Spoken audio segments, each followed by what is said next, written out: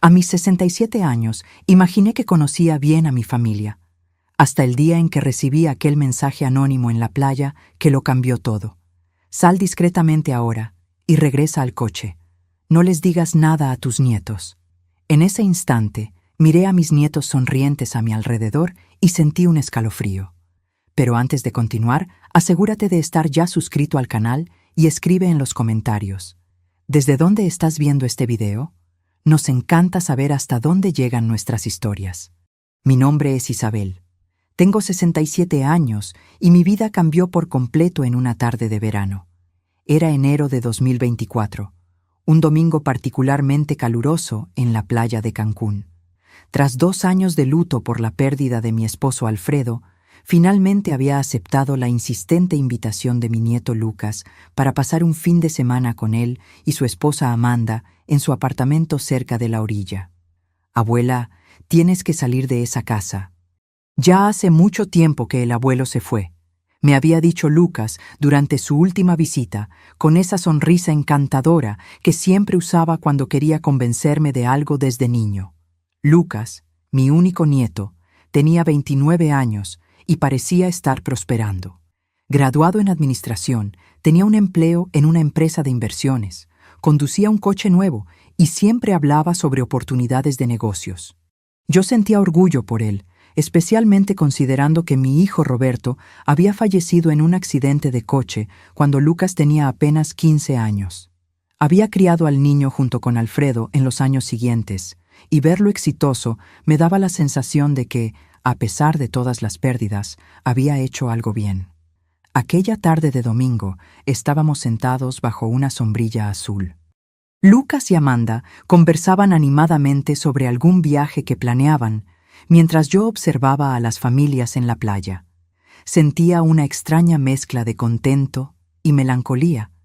Era bueno estar allí, pero cada momento feliz también traía el dolor de la ausencia de Alfredo. Fue entonces cuando mi celular vibró. Eran las 3:22 p.m. Un mensaje de un número desconocido apareció en la pantalla. No confíes en ellos. Necesito hablar con usted urgentemente.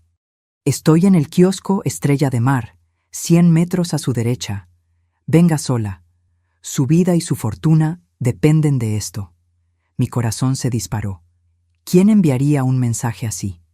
Por un momento, pensé en mostrárselo a Lucas, pero algo me hizo dudar.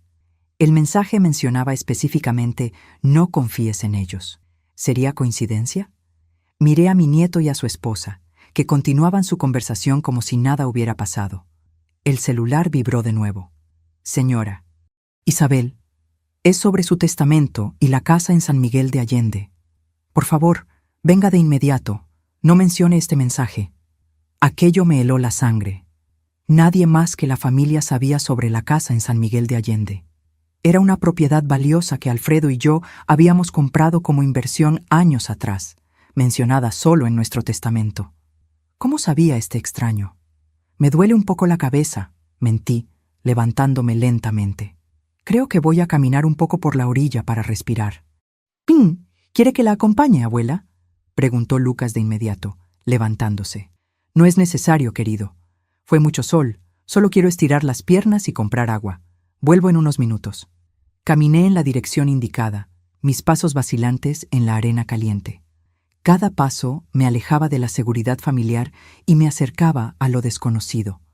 ¿Estaría siendo imprudente? A mis 67 años, siempre me consideré una mujer cautelosa y sensata. Pero algo en aquel mensaje había activado una alarma interior que no pude ignorar. El kiosco Estrella de Mar era un establecimiento sencillo de madera pintada de azul, con algunas mesas de plástico dispuestas en la arena. Un hombre de mediana edad, cabello gris y gafas oscuras, estaba sentado solo en una mesa de la esquina, observando atentamente mi aproximación. Cuando nuestras miradas se cruzaron, me hizo un leve asentimiento con la cabeza. Con el corazón latiendo fuerte, me senté frente a él. «Señora Isabel», dijo en voz baja, «mi nombre es Eduardo. Soy contador y trabajo en la oficina que administra las inversiones de su nieto Lucas.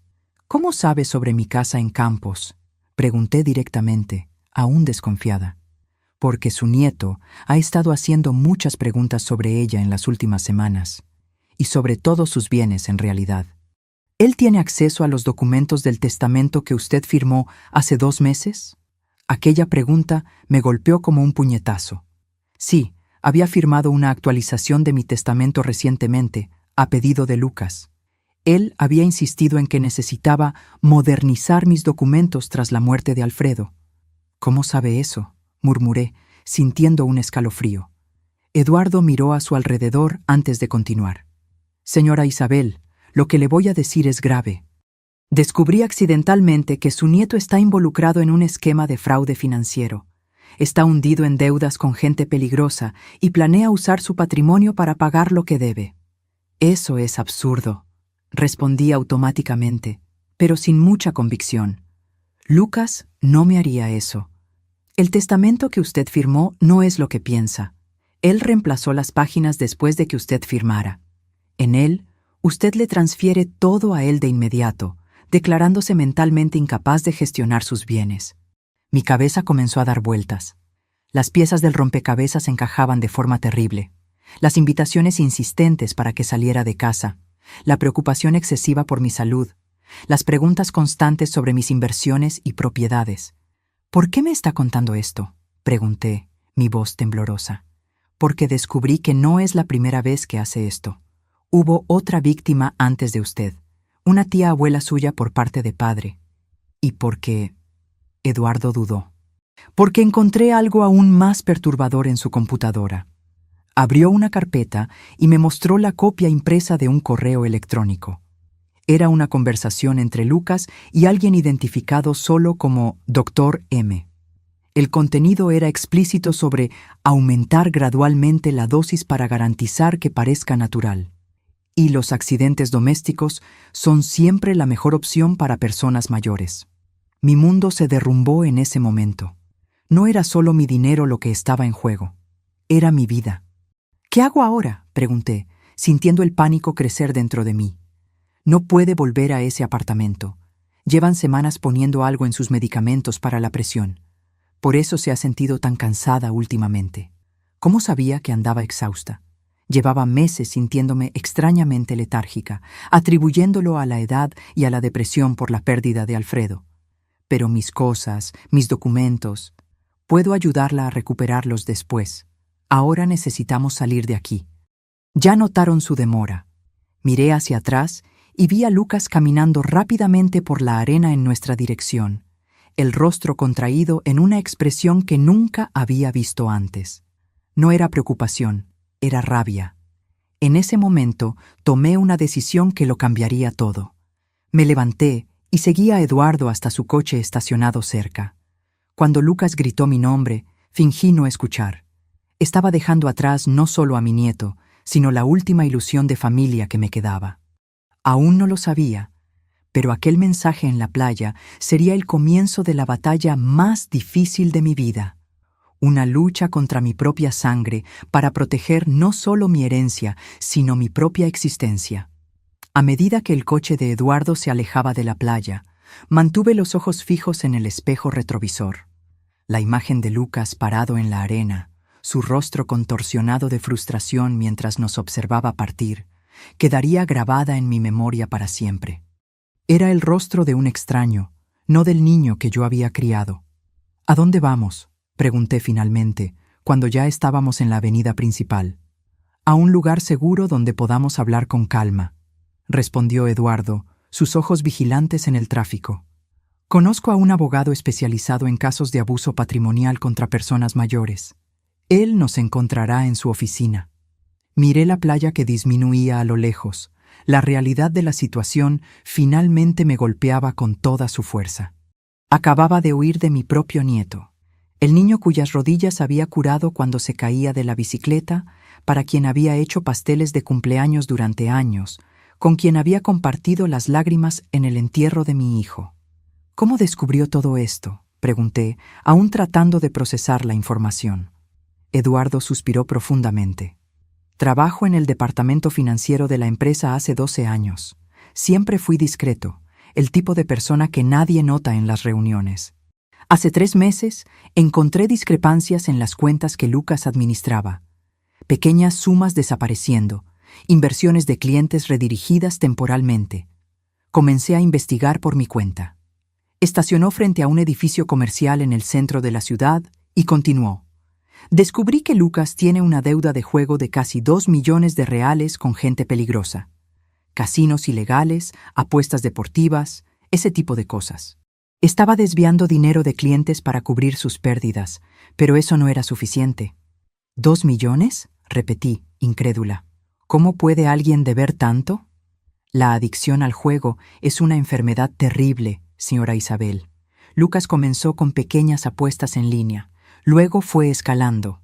Cuando se dio cuenta, ya estaba involucrado con personas peligrosas que ofrecen crédito fácil, pero cobran con intereses exorbitantes y métodos nada convencionales. En la oficina del abogado, un hombre de unos 50 años llamado Dr. Méndez nos recibió con expresión grave.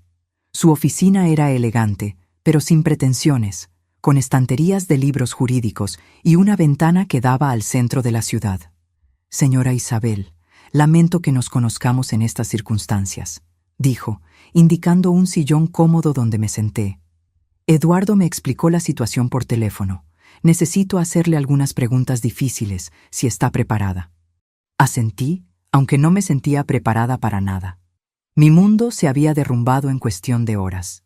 ¿Usted recuerda exactamente lo que firmó en el Nuevo Testamento? Intenté recordar aquel día, hace 2 meses. Lucas había aparecido en casa con una carpeta de documentos, explicando que, tras la muerte de Alfredo, era importante actualizar mi testamento. Dijo que era una simple actualización, que los documentos antiguos no contemplaban la nueva legislación. Había varias páginas. Firmé donde él indicó. El doctor Méndez intercambió una mirada significativa con Eduardo. ¿Y usted recuerda si las páginas estaban numeradas? ¿Si había algún sello oficial o marca de agua? Cerré los ojos, tratando de visualizar el documento. No estoy segura. Confié en él. Es mi nieto. Mi voz se quebró en la última frase. El dolor de la traición era casi físico. ¿Usted ha sentido síntomas inusuales recientemente? ¿Somnolencia excesiva? ¿Confusión mental? ¿Lapsos de memoria más allá de lo normal para su edad? Fue cuando las piezas comenzaron a encajar de forma aún más aterradora. Sí, he dormido mucho. A veces paso el día entero somnolienta. Lucas decía que era depresión por la muerte de Alfredo. Él comenzó a preparar mi té todas las noches. Decía que tenía hierbas calmantes. El doctor Méndez tomó notas rápidas. Necesitamos hacer un examen toxicológico de inmediato, dijo. Eduardo, ¿tiene las copias de aquellos correos electrónicos? Eduardo abrió su carpeta y sacó más documentos impresos. Uno de ellos tenía una lista de medicamentos, con nombres que yo no reconocía. Benzodiazepinas, murmuró el doctor Méndez al examinar la lista. Combinadas con otros sedantes. La intención era clara. Disminuir gradualmente su capacidad cognitiva, crear una apariencia de senilidad o demencia precoz. Pensé en los pequeños olvidos que había tenido en los últimos meses, en las veces que no podía encontrar las llaves u olvidaba nombres de personas conocidas. No era la edad. Me estaban envenenando lentamente. El plan de ellos era declararme incapaz y tomar control de todo, concluí, la voz temblorosa. No solo eso, Eduardo añadió sombríamente. Los correos electrónicos que encontré mencionaban una solución permanente en caso de que usted comenzara a sospechar. Mencionaban un accidente en la escalera de casa. Mi cuerpo entero tembló. El cuarto comenzó a dar vueltas. Me apoyé en la mesa para no caer. Mi propio nieto, susurré. El hijo de mi hijo. ¿Cómo pudo él? El doctor Méndez me dio un vaso de agua y esperó a que me recuperara. Lamentablemente, vemos casos así con frecuencia creciente. La cuestión ahora es cómo protegerla y recuperar el control de sus bienes. Primero, necesitamos garantizar su seguridad física. No puedo volver a casa, ¿verdad?, pregunté, aunque ya sabía la respuesta. De ninguna manera. Lucas seguramente volverá allí y estará furioso. Tenemos que asumir que es peligroso en este momento. ¿Pero dónde voy a quedarme? No tengo otros parientes cercanos. El doctor Méndez intercambió otra mirada con Eduardo. Tengo una hermana que administra una posada en Playa del Carmen, ofreció Eduardo. Es un lugar discreto. Fuera de temporada está prácticamente vacío. Usted estaría segura allí hasta que resolvamos esta situación. La idea de esconderme como una fugitiva a mis 67 años era absurda, pero menos absurda que la alternativa. Regresar a una casa donde mi propio nieto planeaba matarme. ¿Y qué hay de mis documentos, mi ropa, mis medicamentos legítimos? Puedo ayudar con eso, dijo Eduardo. Conozco al portero del edificio donde Lucas vive. Puedo inventar una excusa para recoger sus cosas cuando ellos no estén. ¿El doctor? Méndez asintió, aprobando el plan. Mientras tanto, vamos a la comisaría especializada. Necesitamos presentar una denuncia, solicitar medidas de protección e iniciar el proceso para anular cualquier documento que usted haya firmado bajo coacción o engaño. Miré por la ventana al cielo que comenzaba a oscurecer. Hace pocas horas yo estaba en la playa con lo que creía era mi familia. Ahora estaba en una oficina de abogados, planeando cómo esconderme de mi propio nieto. ¿Y si me encuentra?, pregunté, sin poder contener el temblor en la voz. El doctor Méndez me miró a los ojos con una seriedad que me asustó. Señora Isabel, no podemos subestimar la gravedad de la situación. Su nieto le debe 2 millones a gente peligrosa. La única forma de que pague esa deuda es con su patrimonio. Si usted desaparece ahora, él se pondrá desesperado. La gente desesperada hace cosas terribles. Es mi nieto, repetí, como si eso pudiera cambiar algo. En este momento es alguien que planeaba su asesinato, respondió Eduardo con firmeza. Tenemos pruebas de eso. No pude contener las lágrimas. Pensé en Lucas niño, corriendo por la casa, pidiéndome que contara historias antes de dormir. El adolescente callado tras la muerte de su padre, a quien yo intentaba consolar incluso en mi propio luto. El joven del que tanto me enorgullecía cuando entró a la universidad. ¿Dónde estaba ese niño? ¿Había sido solo una ilusión? Cuando salimos de la oficina, ya estaba oscuro. Eduardo condujo cuidadosamente por las calles concurridas de Cancún, siempre revisando el retrovisor para garantizar que no estábamos siendo seguidos. Me sentía como un personaje en una de esas películas de suspense que a Alfredo le encantaba ver, excepto que esta era mi vida real. Mi celular sonó varias veces durante el trayecto. Era Lucas. Cada llamada no contestada hacía que mi corazón se encogiera. En el 6º intento llegó un mensaje de texto. «Abuela, ¿dónde estás? Estamos muy preocupados. Ese hombre con el que saliste es peligroso. Por favor, llámame urgente». Le mostré el mensaje a Eduardo, que negó con la cabeza. Clásico, invertir la situación, hacer que usted dude de quien realmente está tratando de ayudarla. ¿Cómo voy a saber que puedo confiar en usted?, pregunté de repente. Acabo de conocerlo. Eduardo sonrió tristemente. Es una pregunta justa. Usted no me conoce, pero conoce a su nieto y vio las pruebas. Al final, tendrá que confiar en alguien. Solo espero que elija a las personas correctas. El teléfono sonó de nuevo. Esta vez era Amanda, la esposa de Lucas. ¿Ella también está involucrada? Hasta el cuello, confirmó Eduardo.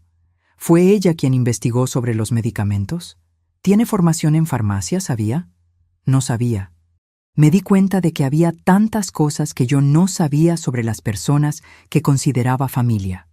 El camino a Playa del Carmen fue silencioso. Yo observaba las luces de la carretera pasando, tratando de procesar todo lo que había descubierto. De vez en cuando, revisaba mi teléfono, ahora silenciado, pero aún recibiendo mensajes desesperados de Lucas. La última de ellas me hizo ahogarme. «Abuela, acabo de pasar por tu casa para ver si habías vuelto. La puerta estaba abierta y hay cosas fuera de lugar. Creo que alguien entró. Estoy muy preocupado por ti. Por favor, llámame». Él fue a mi casa, le dije a Eduardo, mostrándole el mensaje. Probablemente está buscando documentos, certificados de propiedad, cualquier cosa que pueda usar, respondió Eduardo. O plantando evidencias de que usted está confundida, desorientada. Es parte del plan. Llegamos a la posada alrededor de las 10 de la noche. Era un lugar sencillo, pero acogedor. rodeado de árboles y con el sonido del mar de fondo. La hermana de Eduardo, una señora simpática llamada Celia, me recibió con un abrazo cálido, como si ya me conociera desde hace años. «Preparé la cabaña del fondo para usted», dijo, guiándome por un camino iluminado por pequeñas luces de jardín. «Es la más privada. Nadie sabrá que está aquí». La cabaña era pequeña, pero cómoda, con una cama doble, un baño limpio y un pequeño balcón con vista a un jardín. En mis 67 años de vida, nunca imaginé que estaría escondiéndome en una posada de playa, huyendo de mi propia familia. «Mañana temprano iré a la comisaría con el doctor Méndez», explicó Eduardo. «Y después intentaré recuperar sus cosas en el apartamento de Lucas. Usted se queda aquí con Celia. No conteste el teléfono, no use tarjetas de crédito, no hable con nadie que no seamos nosotros». Cuando finalmente me quedé sola, me senté en la cama y permití que el shock y el dolor finalmente me dominaran por completo. Lloré como no lloraba desde la muerte de Alfredo. Quizás más, porque esta vez no estaba llorando solo por una pérdida, sino por una traición que destruía todas mis memorias felices. ¿Qué diría Alfredo si supiera? ¿Qué pensaría mi hijo Roberto si viera en lo que se había convertido su hijo? Acostada en aquella cama extraña, mirando el techo desconocido, me hice una promesa a mí misma. No sería solo una víctima anciana e indefensa. Lucharía con todas mis fuerzas, no solo por mi patrimonio, sino por mi dignidad y por mi vida. Mi nieto había elegido comenzar esta guerra, pero yo sería quien la terminaría. Me desperté sobresaltada con golpes en la puerta. Por un momento me quedé desorientada, sin reconocer el cuarto donde me encontraba. Entonces las memorias del día anterior volvieron como una avalancha. El mensaje en la playa, la revelación de Eduardo, la fuga desesperada de mi propio nieto. «¿Doña Isabel? Soy yo, Celia. Traje el desayuno». Me relajé un poco. Miré el reloj de pulsera. 7:30 de la mañana. Había dormido más de lo que imaginaba posible, considerando las circunstancias. Abrí la puerta y Celia entró trayendo una bandeja con café, pan, queso y frutas. Su sonrisa amable parecía fuera de lugar en la pesadilla en que se había convertido mi vida. «¿Cómo se siente?», preguntó, colocando la bandeja sobre la pequeña mesa cerca de la ventana. «Como alguien que descubrió que vivió una mentira», respondí sinceramente, sentándome a tomar café. Celia asintió, comprensiva. Eduardo me contó lo básico. «Siento mucho por lo que está pasando. Sé que las palabras no ayudan mucho en este momento». Mientras comíamos, Celia me explicó que Eduardo había salido temprano para encontrarse con el doctor Méndez en la comisaría. Le pidió que no encendiera el celular ni saliera de la cabaña. Lucas probablemente la está buscando por todas partes. Un escalofrío recorrió mi espalda al pensar en Lucas buscándome. No con preocupación genuina, sino con rabia y desesperación por ver sus planes desmoronándose. ¿Puedo al menos encender la televisión? Necesito algo para distraerme. «Claro», respondió Celia, encendiendo el pequeño televisor en la esquina del cuarto. «Estaré en la recepción si necesita algo. Solo no atienda la puerta a nadie más que a mí o a Eduardo». Tras su salida, me quedé cambiando de canales sin realmente prestar atención a nada. Mi mente estaba repleta de preguntas y dudas. ¿Y si todo fuera un gran malentendido? ¿Y si Eduardo estuviera equivocado? O peor, tuviera sus propias intenciones oscuras. Decidí que necesitaba ver las pruebas por mí misma. Encendí mi celular, ignorando la advertencia de Eduardo. Inmediatamente, una inundación de notificaciones apareció. 15 llamadas perdidas de Lucas, 8 de Amanda, 3 mensajes de voz. Con el corazón acelerado, abrí el primer mensaje. «Abuela, por el amor de Dios, ¿dónde estás? Ese hombre con el que saliste es un exempleado que fue despedido por robo. Te está engañando. La policía ya los está buscando a los dos. Llámame, estoy desesperado». La voz de Lucas sonaba genuinamente preocupada. Por un momento, la duda creció en mí. ¿Y si había cometido un error terrible? El segundo mensaje era aún más perturbador. «Abuela, acabo de hablar con tu médico. No puedes quedarte sin tus medicamentos, es peligroso. Estás confundida, no estás pensando con claridad. Ese hombre te está manipulando. Por favor, vuelve a casa». La manipulación era evidente. Lucas estaba jugando con mis miedos, tratando de hacerme dudar de mi propia cordura. Exactamente como Eduardo había previsto. El tercer mensaje era diferente. La voz de Lucas estaba más baja, casi un susurro. Abuela, sé que estás con él. Sé lo que te dijo sobre mí. Son mentiras. Pero si no vuelves mañana, voy a tener que tomar medidas. La casa de campos, las inversiones, todo eso es legalmente mío ahora. Tú firmaste. No me obligues a declararte incapaz. Sería un escándalo para la familia. Mi sangre se heló. Ya no era una súplica preocupada, era una amenaza velada. La confirmación de todo lo que Eduardo me había contado. Apagué el teléfono con las manos temblorosas, sintiéndome nauseada. No había más dudas. Mi propio nieto, el último lazo familiar que me quedaba, me estaba amenazando. El teléfono de la cabaña sonó, sobresaltándome. Contesté vacilante. «Doña Isabel, es Celia. Eduardo acaba de llamar. Él y el doctor Méndez están en camino. Tienen noticias importantes». Una hora después, Eduardo y el doctor Méndez llegaron a la cabaña. Ambos parecían tensos, pero determinados. El abogado llevaba una carpeta llena de documentos. «Logramos presentar la denuncia», comenzó el doctor Méndez, sentándose a la pequeña mesa. «Y obtuvimos una medida de protección de emergencia contra Lucas y Amanda. Legalmente no pueden acercarse a usted». «Como si un trozo de papel pudiera protegerme», comenté amargamente. «Es un comienzo», respondió Eduardo. «Pero tenemos noticias más graves.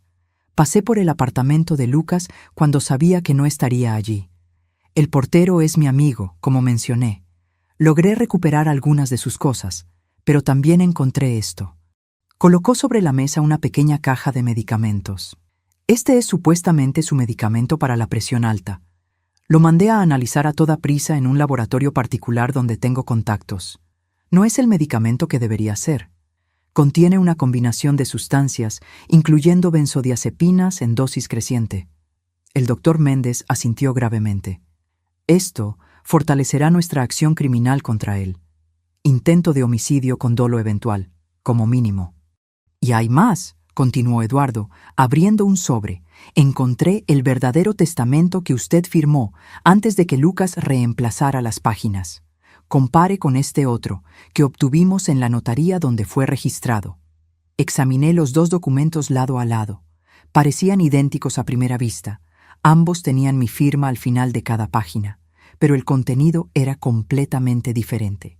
En el documento original, yo dejaba el 70% de mis bienes a Lucas, con la condición de que cuidara la casa de campos, que tenía valor sentimental por haber sido comprada con Alfredo. El otro 30% iría a instituciones de caridad. En el documento alterado, yo declaraba estar en plena conciencia, pero preocupada por mi capacidad futura para administrar mis bienes debido a episodios recurrentes de confusión mental y olvido. El texto transfería inmediatamente la administración de todo mi patrimonio a Lucas, con una cláusula que lo convertía en mi curador en caso de incapacidad mental que ciertamente se agravará con el tiempo. «Esto es monstruoso», murmuré, sintiendo una ola de náusea. «Es fraude documental», corrigió el doctor Méndez. «Y tenemos cómo probarlo. Las páginas reemplazadas tienen diferencias sutiles en el papel y en la fuente usada. Un perito grafotécnico podrá confirmar que algunas firmas fueron copiadas o falsificadas. Conseguimos información financiera también», añadió Eduardo, mostrando más papeles. «Lucas debe exactamente 1,87 millones a un prestamista conocido como Tiburón. El plazo final para el pago es en 2 semanas. Coincidentemente, el mismo periodo en que él planeaba su accidente doméstico». «¿Cómo descubrieron todo esto tan rápido?», pregunté, impresionada a pesar del horror. «He estado monitoreando las actividades de Lucas durante semanas», admitió Eduardo. «Inicialmente por las irregularidades en la empresa. Cuando me di cuenta de que usted estaba en peligro, intensifiqué la investigación. Tengo algunos contactos que, digamos que saben cómo obtener información». El doctor Méndez carraspeó, como si prefiriera no saber los detalles. «Lo importante es que tenemos pruebas suficientes para iniciar procesos civiles y criminales. Pero Lucas no se quedará quieto. Ya comenzó a actuar. ¿Qué quiere decir? Él también presentó una denuncia, alegando que usted está desaparecida y posiblemente secuestrada por un ex empleado inestable. También inició un proceso de interdicción de urgencia, alegando que usted sufre de demencia incipiente y está poniendo en riesgo su propia seguridad. «Eso es absurdo», exclamé, sintiendo una mezcla de rabia y desesperación. «¿Cómo puede inventar esas mentiras sobre mí?» «Lamentablemente es una táctica común en casos así», explicó el doctor Méndez. «Quien ataca primero generalmente establece la narrativa dominante. Lucas está tratando de construir una imagen de usted como una anciana confundida y manipulada por un extraño, mientras él se presenta como el nieto preocupado. Necesitamos actuar con rapidez», añadió Eduardo. «La buena noticia es que tenemos pruebas concretas. El medicamento adulterado, los documentos alterados, los correos electrónicos sobre el accidente. La mala noticia es que el proceso legal puede ser lento».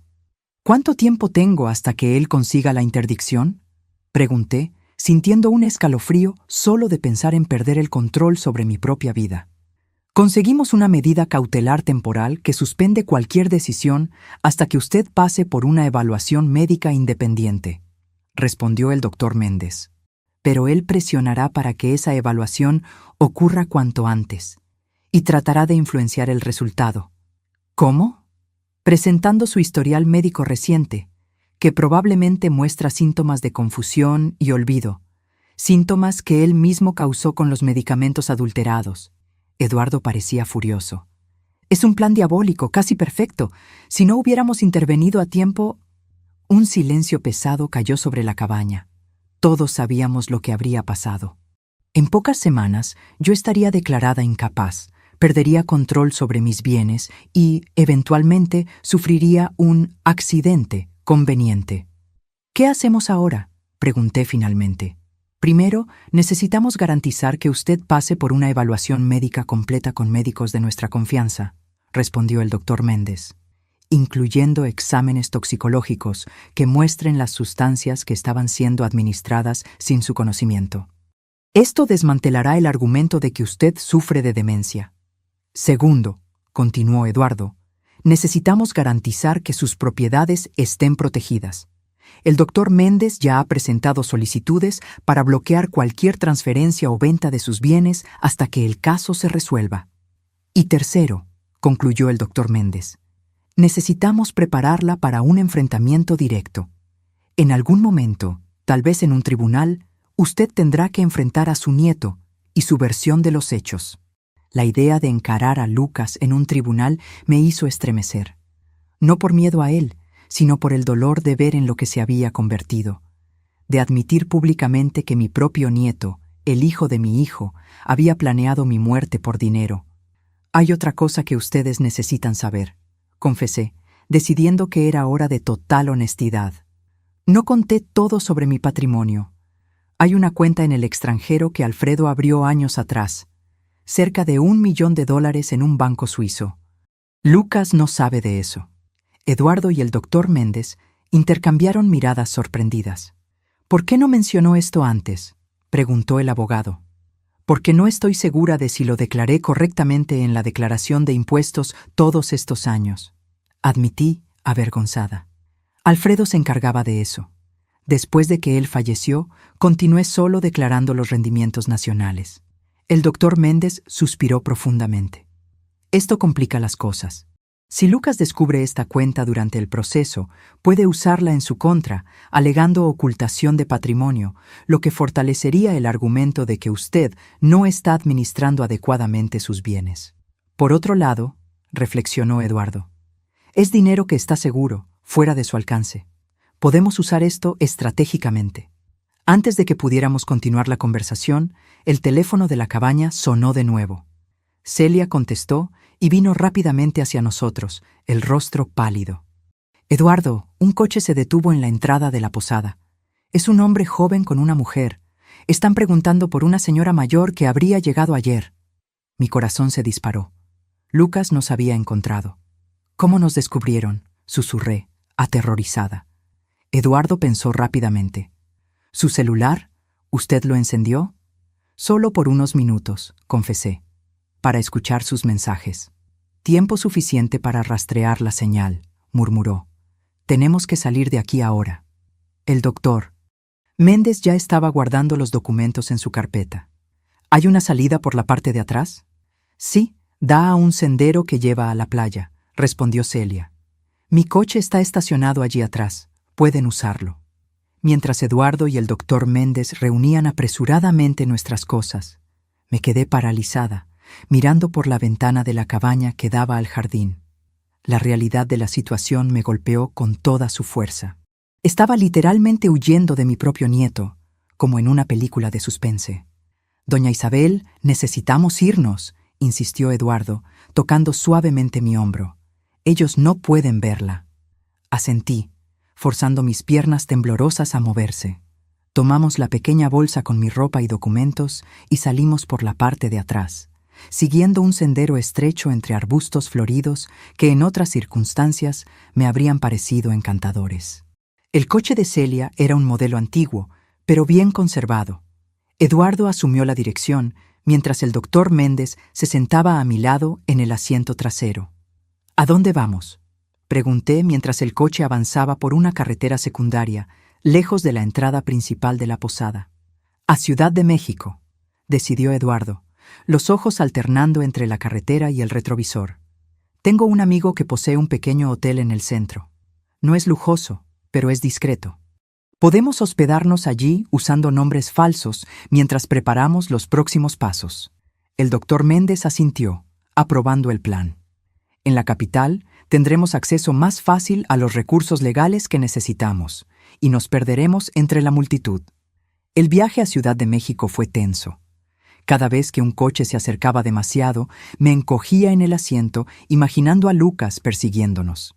Eduardo conducía con cuidado, pero rápidamente, tomando rutas alternativas para garantizar que no estábamos siendo seguidos. ¿Cree que él sabe a dónde vamos?, pregunté en cierto momento. Es improbable, respondió Eduardo.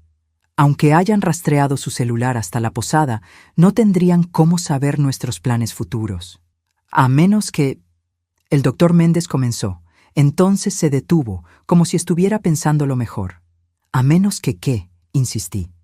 A menos que ellos hayan puesto algún tipo de rastreador en nuestras cosas. Pero eso sería... ¿paranoia?, completé. Creo que ya pasamos el punto donde podemos descartar cualquier escenario por parecer demasiado paranoico. Eduardo estuvo de acuerdo. Cuando lleguemos a Ciudad de México, vamos a revisar nuestra ropa y pertenencias, por precaución. A medida que nos acercábamos a la ciudad, el tráfico se intensificaba. El flujo constante de coches, autobuses y camiones era a la vez reconfortante y opresivo. Por un lado, era más fácil perderse en la multitud. Por otro, la contaminación y el ruido contrastaban drásticamente con la tranquilidad de la posada en Playa del Carmen. El hotel del amigo de Eduardo quedaba en una calle estrecha en el centro antiguo. Era un edificio de 3 pisos, con fachada de azulejos decorados, típico de la arquitectura de principios del siglo XX. El vestíbulo era pequeño, pero limpio y acogedor. Fernando, estos son mis tíos Carlos e Isabel. Eduardo nos presentó al recepcionista, un hombre de mediana edad con bigote gris. Están teniendo problemas con una fuga en el apartamento y necesitan quedarse algunos días. Fernando asintió, comprendiendo el mensaje entre líneas. Claro, tenemos un cuarto doble disponible en el 3er piso. Muy tranquilo, ventanas hacia la parte de atrás. Después de instalarnos en el cuarto, sencillo pero cómodo, Eduardo revisó metódicamente toda nuestra ropa y pertenencias en busca de posibles rastreadores. No encontró nada, lo que trajo algo de alivio. El doctor Méndez había salido para hacer algunas llamadas en particular. Cuando regresó, parecía más optimista. Conseguí agendar una consulta con la doctora Elena Campos para mañana por la mañana. Ella es neuróloga y perito judicial, especializada en evaluaciones de capacidad mental. Es extremadamente respetada y absolutamente ética. Si ella atesta su plena capacidad, será un golpe devastador contra las alegaciones de Lucas. ¿Y qué hay de la casa de San Miguel de Allende?, pregunté. ¿Y mis otros bienes? El juez concedió el bloqueo temporal que solicitamos, respondió el doctor Méndez.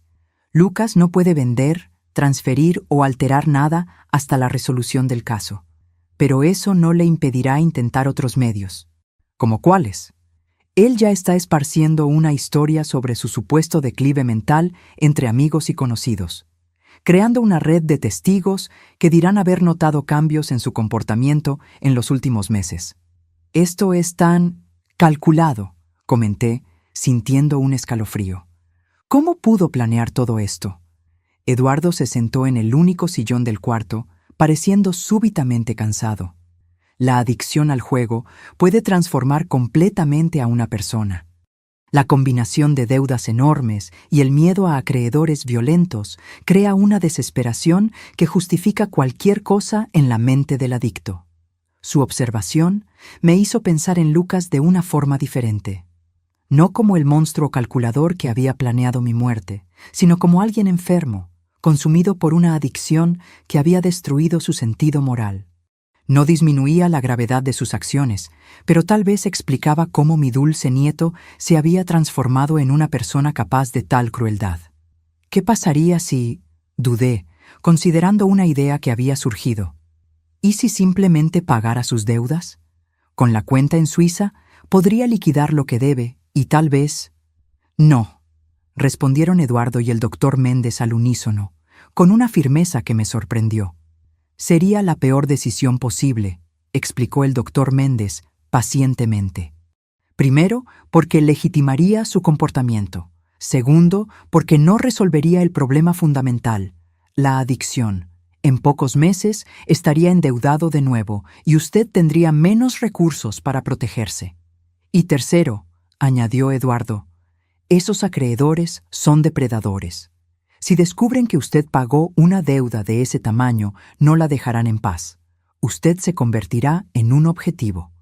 Asentí, reconociendo la sabiduría del consejo, pero mi corazón de abuela aún dolía. A pesar de todo, todavía era difícil aceptar que Lucas había cruzado un punto sin retorno. Descanse un poco, sugirió el doctor Méndez, revisando su reloj. Mañana será un día crucial con la evaluación médica. Necesita estar fuerte y lúcida. Tras la salida de ellos, me quedé sola en el cuarto extraño, mirando por la ventana hacia un patio interno rodeado por otros edificios antiguos, tan diferente de mi casa cómoda, construida a lo largo de décadas con Alfredo. El sentimiento de exilio era abrumador. Cerré los ojos, tratando de recordar cómo era Lucas niño. Su primer día de escuela, cuando se agarró a mi pierna, aterrorizado por lo desconocido. El adolescente quieto tras la muerte de su padre, a quien yo intentaba consolar incluso en mi propio luto. El joven orgulloso, vistiendo la toga el día de su graduación. ¿Dónde estaría aquel niño ahora? ¿Todavía existiría, enterrado bajo capas de adicción y desesperación? ¿O había desaparecido completamente, sustituido por alguien capaz de planear fríamente la muerte de su propia abuela? Con esas preguntas dolorosas en la mente, me dormí un sueño agitado, repleto de pesadillas donde Lucas me perseguía por escaleras interminables, siempre a punto de alcanzarme. La mañana siguiente amaneció gris y lluviosa, un cielo que parecía reflejar mi estado de ánimo. Desperté temprano, después de una noche de sueño fragmentado. Mi cabeza me latía con un leve dolor, quizás resultado de la tensión acumulada o de los medicamentos adulterados que habían dejado mi sistema gradualmente en los últimos días. Eduardo llegó a las 8:30, trayendo café y panes frescos.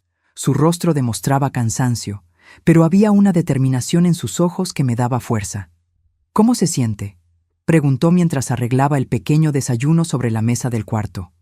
«Como alguien que descubrió que su vida entera era una farsa», respondí, tratando de sonreír, pero fallando. «No todo era falso», observó Eduardo gentilmente. «El amor que usted le dio a Lucas durante años fue real. Las memorias felices que compartieron eran verdaderas. Lo que sucedió después no borra eso». Sus palabras, aunque bien intencionadas, tocaron una herida abierta. ¿Cómo confiar en cualquier recuerdo ahora? ¿Cuántas de las risas, de los momentos de cariño, de las confidencias compartidas con mi nieto habían sido genuinas y cuántas habían sido calculadas para manipularme? Tenemos que salir en 20 minutos para la consulta con la doctora Elena, informó Eduardo, cambiando de tema al notar mi incomodidad. El doctor Méndez nos encontrará directamente en la clínica. Consiguió copias de los exámenes médicos que Lucas adjuntó a la solicitud de interdicción. Son de hace 3 meses, cuando usted estuvo en el hospital con mareos. ¿Recuerda? Recordaba vagamente. Había tenido un episodio de vértigo después del almuerzo en casa de Lucas. En su momento, lo atribuí al calor y al cansancio. Ahora me daba cuenta de que probablemente ya estaban empezando a drogarme. En esos exámenes ya había señales de algunas sustancias inusuales en su organismo, continuó Eduardo. Lucas usó los resultados para alegar que usted ya presentaba síntomas de declive cognitivo hacía meses, pero la doctora Elena sabrá interpretar correctamente lo que estaba sucediendo. La clínica de la doctora Elena quedaba en un barrio elegante de Ciudad de México, en un edificio moderno de fachada espejada. Al entrar en la recepción elegante, con sillones de cuero y una fuente decorativa, me sentí fuera de lugar en mi ropa sencilla e improvisada. El doctor Méndez ya nos esperaba, conversando en voz baja con una mujer alta y elegante de aproximadamente 50 años, cabello gris corto y gafas de montura fina. Su bata blanca impecable contrastaba con un collar colorido artesanal que le daba un aire accesible a pesar de la postura formal. «Doña Isabel, esta es la doctora Elena Campos», nos presentó el doctor Méndez. La médica me saludó con un apretón de manos firme y una sonrisa gentil. «Vamos a mi consultorio. Necesitamos hacer una evaluación completa y tengo muchas preguntas». Las 3 horas siguientes fueron agotadoras. Primero, la doctora Elena recogió muestras de sangre y orina para análisis toxicológicos. Después, condujo una batería de pruebas cognitivas, desde preguntas sencillas como fecha y lugar, hasta ejercicios complejos de razonamiento lógico, memoria y toma de decisiones. Durante todo el proceso, me hizo preguntas detalladas sobre mi historia médica, mi rutina diaria y específicamente sobre los momentos en que había sentido confusión mental u olvido. ¿Los síntomas siempre empeoraban después de las comidas en casa de Lucas?, preguntó en determinado momento, anotando mis respuestas en una tableta. Sí, ahora que lo pienso, especialmente después del té de la noche que él insistía en preparar. Decía que tenía hierbas calmantes que me ayudarían a dormir mejor. ¿Y cuándo fue la primera vez que notó estos episodios de confusión? Intenté recordar con precisión. Creo que comenzó hace unos 3 meses, después de que firmé lo que Lucas llamó actualización del testamento. La doctora Elena intercambió una mirada significativa con el doctor Méndez. Esto coincide con los primeros exámenes que muestran trazas de benzodiazepinas en su organismo. Al final de la evaluación, la doctora Elena se quitó las gafas y me miró directamente. «Doña Isabel, con base en todas las pruebas que realicé hoy, puedo afirmar categóricamente que usted no presenta ningún signo de demencia, Alzheimer o cualquier otra condición neurodegenerativa. Su capacidad cognitiva es absolutamente compatible con su edad, con desempeño por encima del promedio en varias pruebas. De hecho, sentí un alivio inmenso con sus palabras. Una cosa era que Eduardo y el doctor Méndez me creyeran.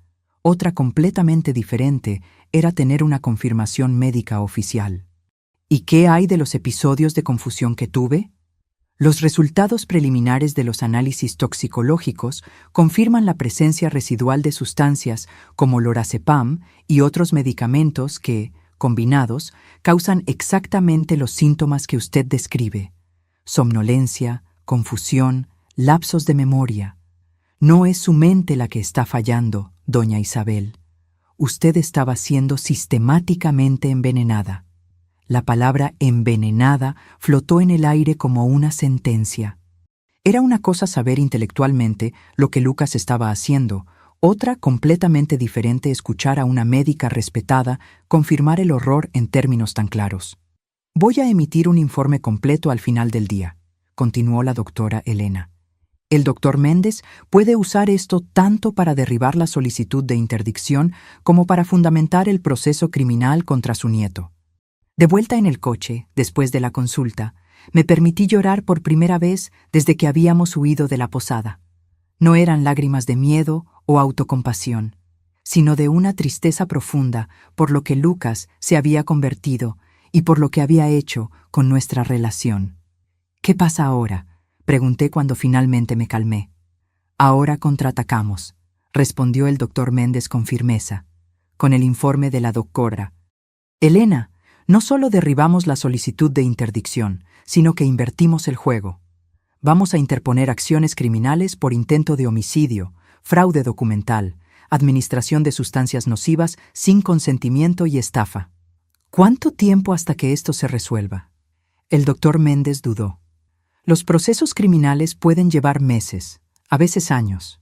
Pero la parte civil, relacionada con la protección de sus bienes y la anulación de los documentos fraudulentos, puede resolverse más rápidamente, especialmente con las evidencias que tenemos». La perspectiva de un largo proceso judicial me asustaba. A mis 67 años, no tenía tantos años por delante para desperdiciar en tribunales. «¿Y qué hay de Lucas?», pregunté. «¿Será arrestado?». «Con las evidencias que tenemos, es altamente probable», respondió el doctor Méndez. «Intento de homicidio con premeditación es un crimen grave. Sumado a las otras acusaciones, puede enfrentar una pena considerable». La idea de mi nieto en prisión me causaba sentimientos contradictorios. Por un lado, él había planeado fríamente mi muerte. Por otro, era el hijo de mi hijo, el último pedazo de familia que me quedaba. ¿Existe alguna alternativa?», pregunté vacilante. «¿Alguna forma de resolver esto sin destruir completamente lo que queda de nuestra familia?». Eduardo y el doctor Méndez intercambiaron miradas preocupadas. «Doña Isabel», comenzó Eduardo gentilmente, «entiendo su deseo de preservar los lazos familiares, pero necesito ser muy claro. Lucas sobrepasó todos los límites posibles.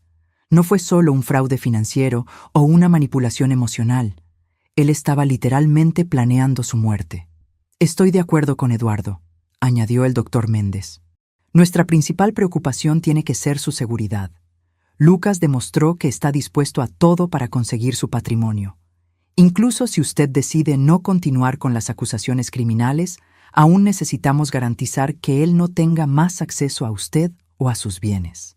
Asentí lentamente, reconociendo la sabiduría en sus palabras, pero mi corazón de abuela continuaba dividido. Era difícil conciliar al niño que yo había criado con el hombre que había planeado mi muerte. Cuando llegamos al hotel, Fernando, el recepcionista, vino apresuradamente en nuestra dirección, pareciendo nervioso. «Eduardo, necesito hablar contigo en particular». Los dos se alejaron, conversando en voz baja. Por la expresión tensa de Eduardo, me di cuenta de que algo andaba mal. Cuando regresó, su rostro estaba serio. «Doña Isabel, tenemos un problema.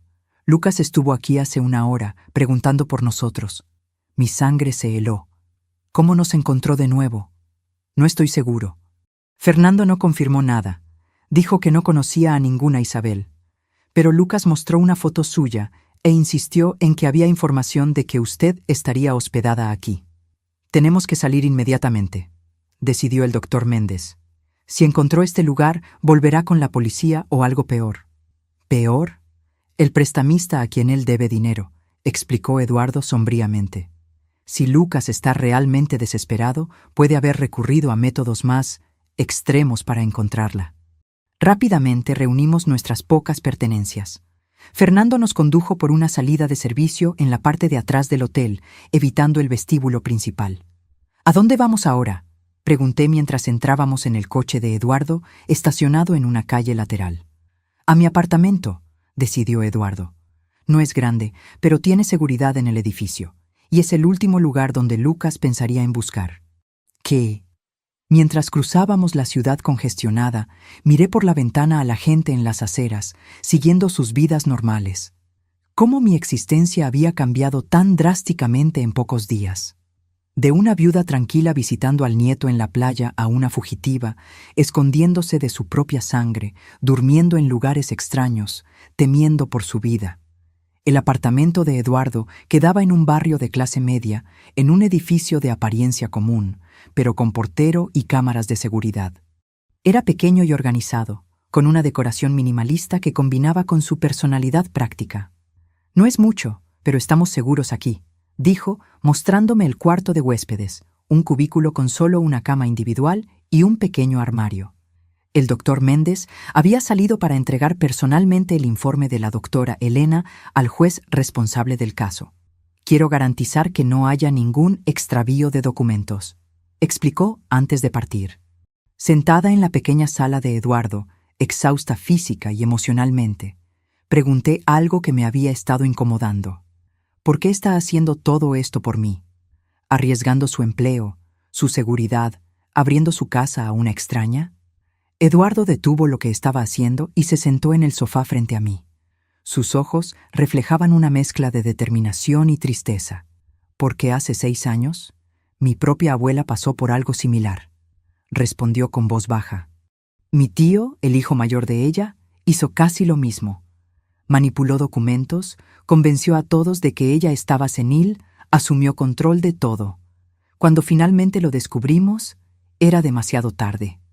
Ella murió sola en un asilo de 5ª categoría, donde él la había internado para ahorrar dinero, mientras vivía en la mansión de ella. Sus puños se cerraron con el recuerdo doloroso. Yo era demasiado joven, no tenía recursos o conocimiento para ayudarla.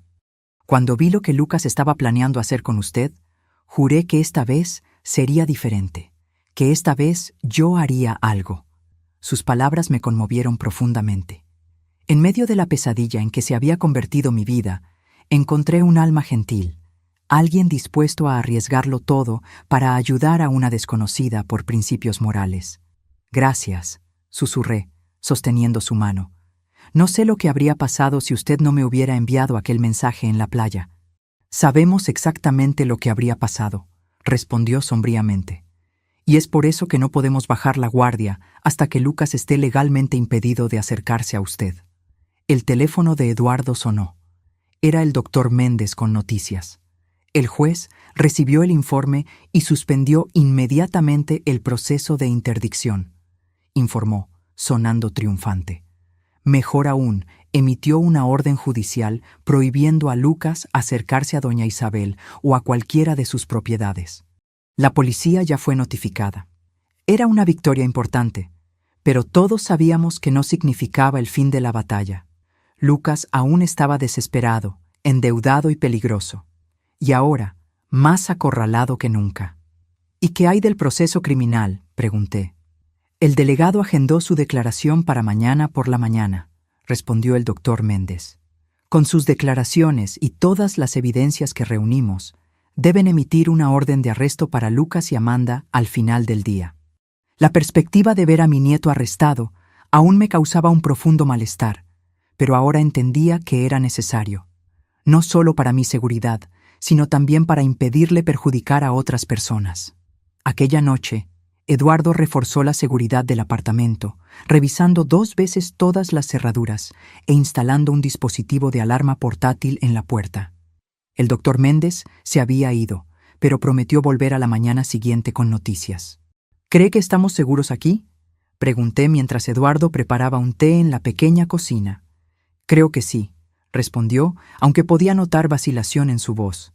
Lucas no conoce esta dirección, y el edificio tiene portero 24 horas. Sin embargo, viendo mi expresión preocupada, añadió, pero tal vez sea prudente pensar en un lugar aún más seguro. Tengo un amigo que posee una granja en las afueras de la ciudad. Podríamos ir allí mañana hasta que Lucas sea capturado. Asentí, agradecida por su preocupación, pero al mismo tiempo cansada de huir. A mis 67 años, después de una vida de trabajo honesto con Alfredo, me había convertido en una fugitiva, escondiéndome en lugares desconocidos, temiendo por mi seguridad. ¿Qué le pasó a mi vida?, murmuré, más para mí misma que para Eduardo. Fue interrumpida temporalmente, él respondió, sentándose frente a mí y ofreciéndome una taza de té. Pero no se acabó. Usted va a reconstruirla, diferente quizás, pero aún suya. Sus palabras contenían una sabiduría que me reconfortó. Sí, mi vida había sido puesta patas arriba, pero todavía estaba en mis manos. Si conseguía sobrevivir a esta crisis, podría empezar de nuevo, con nuevas bases, nuevas personas, nuevos propósitos. Por la mañana, el timbre sonó temprano. Era el doctor Méndez, pareciendo agitado. Tenemos una pista sobre Lucas, anunció tan pronto como entró. Un portero de hotel en Monterrey reconoció su foto en el noticiero. Aparentemente, él y Amanda se registraron anoche bajo nombres falsos. ¿Monterrey?, preguntó Eduardo sorprendido. ¿Por qué irían allí? No estoy seguro, pero la policía está en camino. Con suerte, serán detenidos en las próximas horas. La noticia trajo un pequeño alivio, pero algo aún me incomodaba. Monterrey no tiene sentido, observé. Si estuvieran realmente huyendo, irían más lejos, tal vez incluso intentarían salir del país. El doctor Méndez frunció el ceño, considerando mi observación. Usted tiene razón. Parece una elección extraña para quien está fugitivo. A menos que... Eduardo comenzó. Entonces se detuvo abruptamente, como si una idea perturbadora hubiera ocurrido. ¿A menos que qué?, insistí. A menos que sea una distracción deliberada, completó, intercambiando una mirada preocupada con el doctor Méndez. En ese exacto momento, el celular de Eduardo sonó. Él contestó.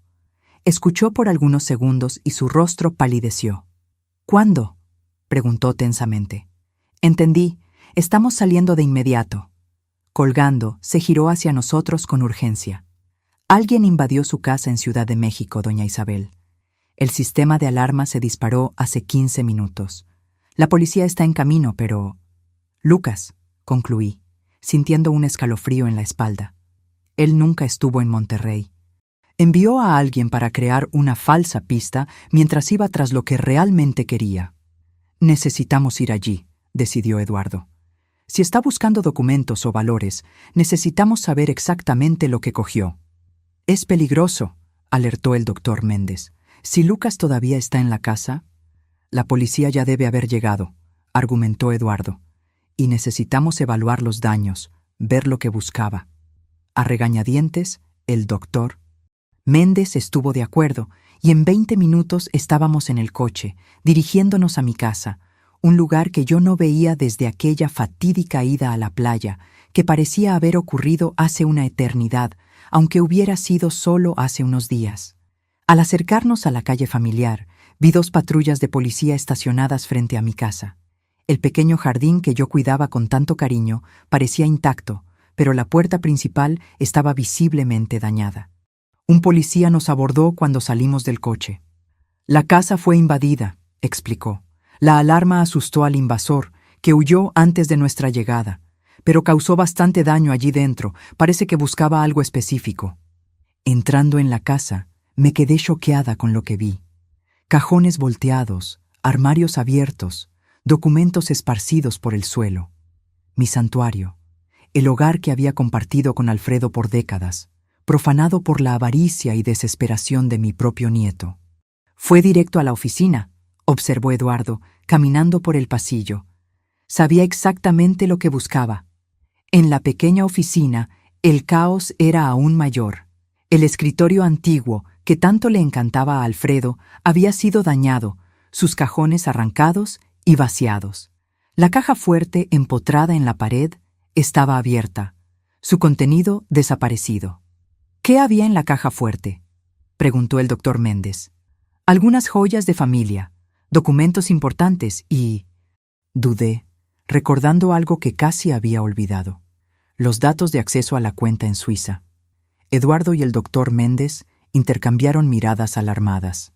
Si Lucas consiguió esos datos, habló Eduardo lentamente, puede intentar acceder a la cuenta remotamente, transferir todo el dinero. Necesitamos llamar al banco de inmediato, decidió el doctor Méndez, ya cogiendo el teléfono. Bloquear la cuenta antes de que sea demasiado tarde. Mientras ellos se ocupaban de eso, caminé lentamente por la casa, absorbiendo la extensión de la violación. Cada habitación contenía memorias. El cuarto donde Alfredo y yo dormíamos abrazados en las noches frías. La cocina donde él preparaba su famoso arroz al horno los domingos. La sala donde Lucas, aún niño, abría regalos de Navidad con ojos brillantes de excitación. Ahora todo estaba manchado, no solo por la invasión física, sino por la traición que había precedido este momento. Cogí una fotografía caída en el suelo. Yo, Alfredo y Lucas, en su graduación de la secundaria. 3 rostros sonrientes, orgullosos, unidos. Una imagen de una familia que ya no existía. El doctor Méndez apareció a mi lado, el rostro sombrío. Conseguí hablar con el banco en Suiza. Confirmaron que hubo un intento de acceso a la cuenta hace 20 minutos, usando sus credenciales. ¿Lucas lo consiguió? No. El banco bloqueó el intento por venir de una IP no reconocida. Tienen protocolos rigurosos para cuentas de ese tamaño, pero ahora implementaron un bloqueo total. Nadie podrá acceder a la cuenta hasta que usted comparezca personalmente a la agencia en Suiza. Suspiré, parcialmente aliviada. Al menos no consiguió el dinero. Pero ahora está más desesperado que nunca, observó Eduardo, uniéndose a nosotros. Y sabe que su última esperanza de pagar las deudas acaba de desaparecer. Un policía se acercó, sosteniendo su radio. «Señora Nogueira, acabamos de recibir una información importante. Un vehículo registrado a nombre de Lucas Nogueira fue avistado en la carretera hacia San Miguel de Allende hace cerca de 1 hora. La mención de San Miguel de Allende hizo que mi corazón se disparara. La casa de veraneo, la propiedad que tenía tanto valor sentimental para mí y Alfredo. Está yendo a la casa de Campos», concluí. «Tal vez crea que hay algo de valor allí, algo que pueda vender rápidamente. O simplemente está desesperado y sin opciones», sugirió Eduardo, buscando un lugar para esconderse temporalmente. «La policía de San Miguel de Allende fue notificada», informó el policía. «Están monitoreando la propiedad y las carreteras de acceso». El doctor Méndez, después de una breve conversación telefónica, se volvió hacia nosotros. «Hablé con el delegado responsable del caso. Sugiere que usted se quede en un hotel bajo protección policial hasta que Lucas sea capturado». La idea de otro escondite, otra cama extraña, más días viviendo con miedo, me causó una súbita ola de indignación. No, yo no continuaría huyendo. No permitiría que Lucas robara también mi dignidad e independencia. «No», respondí firmemente, sorprendiéndome a mí misma con la determinación en mi voz. «Basta de esconderme. Voy a San Miguel de Allende». «¿Qué?», exclamó Eduardo, choqueado. «Pero es exactamente hacia allá donde Lucas está yendo». «Precisamente», respondí, una nueva resolución creciendo dentro de mí. «Es hora de enfrentar a mi nieto directamente, en territorio que conozco, que significa algo para nuestra familia». «Es extremadamente peligroso», argumentó el doctor Méndez. «Lucas está acorralado, desesperado. La policía va a capturarlo, solo necesitamos esperar». «¿Y si destruye la casa antes de eso? Aquel lugar contiene las últimas memorias intactas que tengo con Alfredo. No permitiré que Lucas las profane como hizo con esta casa». Eduardo y el doctor Méndez intentaron disuadirme, presentando argumentos racionales sobre seguridad y procedimientos. Pero por primera vez, desde que todo había comenzado, me sentí completamente segura de mi camino. «Voy a San Miguel de Allende», repetí con finalidad. «Con o sin ustedes. La policía ya está allí. Estaré segura. Pero necesito estar presente. Necesito ver esto terminar con mis propios ojos». Tras más argumentos, finalmente estuvieron de acuerdo, con la condición de que yo estuviera estrictamente bajo supervisión policial y no intentara confrontar a Lucas personalmente. Acepté los términos, aunque en mi interior sabía que, cuando llegara el momento, haría lo que mi corazón determinara. 3 horas después, nuestro coche subía las carreteras sinuosas de la sierra, en dirección a San Miguel de Allende. El paisaje era bellamente incongruente con el drama que estábamos viviendo. Montañas verdes bajo un cielo azul cristalino, el aire cada vez más fresco a medida que ganábamos altitud. «La policía confirmó que el coche de Lucas está en la ciudad», informó Eduardo después de recibir una llamada. «Pero aún no localizaron exactamente dónde está». «Está en la casa», respondí con una certeza que no podía explicar. «Es hacia allá donde vamos y es allí donde todo terminará». A medida que nos acercábamos al destino, sentía una extraña calma instalarse. Después de días de miedo e incertidumbre, finalmente estaba tomando las riendas de mi propia historia. Fuera cual fuera el resultado del enfrentamiento inminente con Lucas, yo lo enfrentaría de pie, no más como una víctima asustada, sino como la mujer fuerte que Alfredo siempre vio en mí. La carretera serpenteaba entre araucarias centenarias. llevándonos al encuentro que cambiaría para siempre el significado de la palabra familia en mi vida. La carretera a San Miguel de Allende me traía memorias contradictorias a cada curva. Recordaba los viajes con Alfredo, el sonido de su risa cuando yo expresaba nerviosismo en las partes más empinadas del trayecto. Recordaba también a Lucas niño en el asiento trasero, preguntando cada 5 minutos si ya habíamos llegado. Tantos recuerdos felices, ahora manchados por lo que estaba por venir. Doña Isabel, habló Eduardo interrumpiendo mis pensamientos. La policía estableció un perímetro alrededor de la casa. Confirmaron que hay alguien allí dentro, probablemente Lucas. Quieren que paremos en el puesto avanzado que montaron a 2 kilómetros de la propiedad. Asentí silenciosamente. A cada minuto que pasaba, la realidad de la situación se hacía más clara y dolorosa.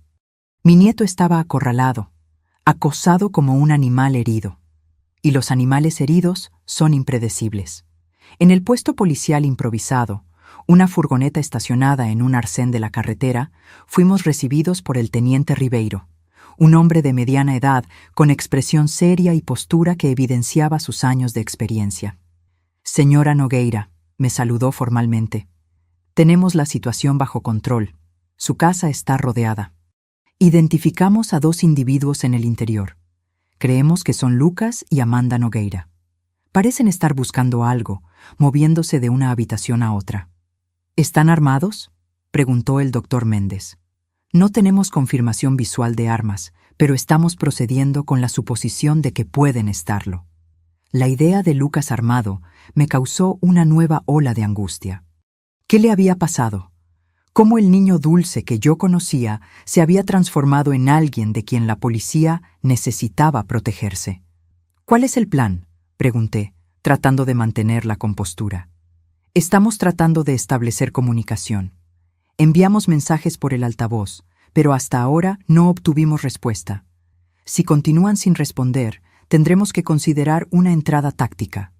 «¿Entrada táctica? ¿Quiere decir invadir la casa por la fuerza?», pregunté alarmada. «Es un último recurso, señora, pero si evaluamos que hay riesgo de autoagresión o destrucción significativa de propiedad, podemos necesitar intervenir». La idea de policías armados invadiendo la casa que Alfredo y yo habíamos elegido como nuestro refugio de paz me era insoportable, y la posibilidad de que Lucas reaccionara violentamente, siendo herido o peor, no, tenía que haber otra solución. «Déjenme hablar con él», propuse súbitamente. «De ninguna manera», respondieron Eduardo y el doctor Méndez casi al unísono. «Es muy arriesgado», completó el teniente. «Su nieto está mentalmente inestable y desesperado. No podemos permitir que la señora se exponga a ese peligro». «Él no me hará daño», argumenté, aunque una voz interior cuestionaba esa certeza. «Conozco a Lucas desde que nació. Sé cómo hablar con él». «Con todo respeto, señora», el teniente respondió pacientemente. «El Lucas que usted conocía planeó envenenarla y falsificar su muerte en un accidente. No podemos confiar en ninguna previsibilidad de comportamiento en este momento». Sus palabras eran verdaderas, pero aún así, algo dentro de mí insistía en que yo necesitaba intentarlo. No solo por Lucas, sino por mí misma. Por algún cierre que tuviera sentido en medio de toda esta locura. «Teniente», el doctor Méndez intervino, dándose cuenta de mi determinación. «Tal vez podamos llegar a un compromiso.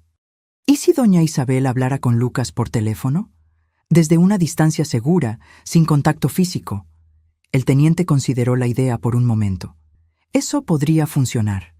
Podríamos usar el megáfono para instruirle a contestar el teléfono de la casa. Si acepta conversar, puede ayudar a desescalar la situación». Tras más discusiones sobre seguridad y procedimientos, el plan fue aprobado. Yo hablaría con Lucas por el teléfono fijo de la casa, mientras permanecería en la furgoneta policial, lo suficientemente lejos para estar segura, pero lo suficientemente cerca para que mi voz pudiera potencialmente calmarlo. «Recuerde», me instruyó Eduardo mientras yo me preparaba, «no importa lo que diga, manténgase firme. Él puede intentar manipularla de nuevo, jugar con sus emociones. No caiga en esa trampa». Asentí, agradecida por el consejo, aunque sabía que sería más fácil decirlo que hacerlo. Lucas conocía mis puntos débiles, mis detonantes emocionales. Había pasado años estudiándolos meticulosamente para su manipulación. El teniente usó el megáfono para comunicarse con la casa. Lucas Nogueira, sabemos que usted y Amanda están allí dentro. La casa está rodeada. No hay salida. Su abuela quiere hablar con usted por el teléfono de la casa. Conteste cuando suene. Hubo un largo momento de silencio. Entonces, una de las cortinas de la sala se movió ligeramente. Alguien estaba observando. El teniente marcó el número de la casa. Escuchamos el tono en el aparato de comunicación 1, 2, 3 veces. En el cuarto tono, alguien contestó, pero no habló nada. «¿Lucas?», llamé, la voz más firme de lo que esperaba. «Soy yo, abuela». Silencio por algunos segundos, luego, «¿Qué quiere?». La voz de Lucas sonaba extraña, tensa, casi irreconocible. «Quiero entender, Lucas. Quiero saber cómo llegamos a este punto». Una risa amarga vino del otro lado de la línea. «¿Cómo llegamos a este punto? Usted realmente no lo sabe, ¿verdad? Siempre viviendo en su burbuja, su mundo perfecto con el abuelo, sin ver lo que pasaba a su alrededor». «¿De qué estás hablando?». «Estoy hablando de cómo ustedes dos siempre fueron la pareja perfecta, los abuelos ejemplares. Todo el mundo adoraba a Alfredo e Isabel, los bondadosos, los generosos. Pero nadie veía lo que pasaba cuando las visitas se iban». Sus palabras me confundieron completamente. «Lucas, no entiendo lo que estás diciendo. Siempre te tratamos con amor». «¿Amor?». Él prácticamente escupió la palabra. «¿Así lo llama? ¿Sabe cuántas veces mi padre lloró por culpa de ustedes? ¿Cuántas veces volvía destrozado después de visitar a los padres ejemplares?». «Roberto, Lucas estaba hablando de mi hijo, su padre». Un dolor agudo atravesó mi pecho. «Tu padre tenía problemas, Lucas. Intentamos ayudarlo de todas las formas posibles». «Problemas que ustedes crearon», gritó, su voz temblando de rabia. «Siempre cobrando perfección, siempre comparándolo con los hijos de los demás. Nada de lo que hacía era lo suficientemente bueno para el gran Alfredo Nogueira, ¿verdad?». Las acusaciones me golpearon como bofetadas. Era verdad que Alfredo había sido riguroso con Roberto, esperando excelencia en todo. Pero eso era amor, no crueldad. Queríamos lo mejor para nuestro hijo. Tu padre era amado, Lucas. Si él tenía esa impresión, era un malentendido. ¿Malentendido? Lucas se rió de nuevo, un sonido que me erizó la piel. «Es lo que siempre dicen, ¿verdad? Lo entendiste mal, hijo. Es por tu bien». ¿Sabe lo que mi padre me dijo antes de morir en ese accidente? Que estaba conduciendo borracho porque no aguantaba más intentar probar su valía para ustedes. Aquella revelación me golpeó como un impacto físico. Roberto había muerto volviendo de una fiesta. Su coche volcó en una curva. El informe indicó alto contenido alcohólico en la sangre. Lo habíamos atribuido a una irresponsabilidad, un error terrible. Jamás imaginé que pudiera haber algo más profundo detrás. «Lucas, eso no puede ser verdad». Mi voz falló. «Es la única verdad que me importa», respondió, la amargura evidente. «¿Y después de que murió? Ustedes me acogieron, claro. Los abuelos ejemplares no abandonarían al nieto huérfano. Pero siempre mirándome como si esperaran que yo cometiera los mismos errores de mi padre. Siempre presionándome para ser perfecto, para no desperdiciar oportunidades como él». Sus palabras abrieron una herida que yo ni siquiera sabía que existía. Era verdad que, tras la muerte de Roberto, Alfredo y yo habíamos sido particularmente exigentes con Lucas. Queríamos que él tuviera todas las oportunidades que su padre, en nuestra visión, había desperdiciado. Pero eso había sido interpretado de una forma completamente diferente por el niño que sufría el luto de su padre. «Lucas, si así fue como te sentiste, lo siento mucho. De verdad. Pero, ¿eso justifica intentar matarme?». Hubo una pausa larga. Cuando habló de nuevo, su voz estaba más controlada, casi fría. «No, nada lo justifica. Yo me perdí, abuela. Me perdí completamente». Un suspiro profundo. Comencé a apostar para sentir algo, cualquier cosa. para tener control sobre algo en mi vida. Cuando me di cuenta, debía millones a gente que no acepta excusas. Podríamos haber conversado, Lucas. Yo te habría ayudado de alguna forma. ¿Cómo? ¿Dándome un sermón sobre responsabilidad financiera? ¿Comparándome con el hijo de su amigo que se hizo médico?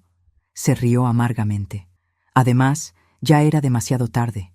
El tiburón no es exactamente paciente con deudores. O yo pagaba o... Entonces decidiste que yo tenía que morir. Concluí, el dolor de aquella verdad aún fresco. Fue idea de Amanda inicialmente, admitió después de un momento. Ella dijo que sería más limpio, más rápido. Una señora mayor, un accidente doméstico, nadie cuestionaría mucho. La herencia vendría a mí. Yo pagaría las deudas y seguiríamos adelante. La frialdad con que él describía el plan para asesinarme me dejó nauseada. ¿Cómo habíamos llegado a este punto? ¿Cómo no me di cuenta de la profundidad de la disfunción en nuestra familia? ¿Y ahora? ¿Cuál es el plan, Lucas? La casa está rodeada. No hay salida. Otra pausa larga. No sé. Sinceramente no sé. Vine hasta aquí buscando algo que pudiera vender rápidamente. Joyas, documentos de valor, cualquier cosa, pero no encontré nada útil. ¿Qué harías si lo hubieras encontrado? Pregunté, genuinamente curiosa. Intentaría negociar con el tiburón, ganar más tiempo. Pero ahora, su voz se desvaneció y de fondo pude escuchar lo que parecía ser Amanda llorando. Lucas, ríndete a la policía. Es la única opción ahora. Tal vez, con un buen abogado, considerando las circunstancias, tu sentencia pueda ser reducida. ¿Sentencia? Él se rió de nuevo, aquel sonido perturbador. Abuela, usted realmente no entiende, ¿verdad? El tiburón ya sabe que no voy a pagar. Incluso en la prisión me encontraría. Y sería mucho peor que cualquier cosa que el sistema penitenciario pudiera hacer. Un escalofrío recorrió mi espalda al darme cuenta de la gravedad de la situación. Lucas no solo estaba huyendo de la policía, sino de criminales que no jugarían según las reglas de la ley y el orden. Podemos protegerte, ofrecí, aunque sin mucha convicción. Testigo protegido, tal vez. Para eso yo tendría que entregar al tiburón, lo que sería básicamente firmar mi sentencia de muerte. Suspiró profundamente. No hay salida, abuela. Yo lo arruiné todo, completamente. Algo en el tono de su voz me alarmó. Era resignación, pero con un trazo de finalidad que me aterrorizó. Lucas, ¿qué estás pensando hacer? Estoy cansado, abuela, muy cansado, de huir, de mentir, de fingir que soy alguien que no soy. Lucas, escúchame, no hagas nada impulsivo. Podemos resolver esto juntos. ¿Juntos?, preguntó, y por un momento escuché al niño inseguro que había sido. ¿Después de todo lo que hice? ¿Después de haber planeado lo que planeé hacer contigo? Para mí, Lucas, respondí firmemente. Incluso después de todo, aún eres hijo de mi hijo. Aún llevo conmigo los recuerdos del niño que fuiste, del amor que compartimos. Hubo un silencio prolongado. Miré al teniente, que me hizo señas para que siguiera hablando, que lo mantuviera involucrado. Piensa en tu padre, Lucas, continué. Si lo que dices es verdad, si Roberto realmente se sentía inadecuado, no repitas su mismo error. No elijas un camino sin retorno. Usted no entiende, murmuró. Entonces ayúdame a entender. Ven a la puerta, sin el arma, y conversemos cara a cara, como familia, con todas nuestras fallas. Escuché la respiración pesada de Lucas del otro lado. Entonces, algo inesperado. ¿Usted realmente vendría aquí? ¿Después de todo? Sí, respondí sin dudar, ignorando las miradas alarmadas de Eduardo y del teniente.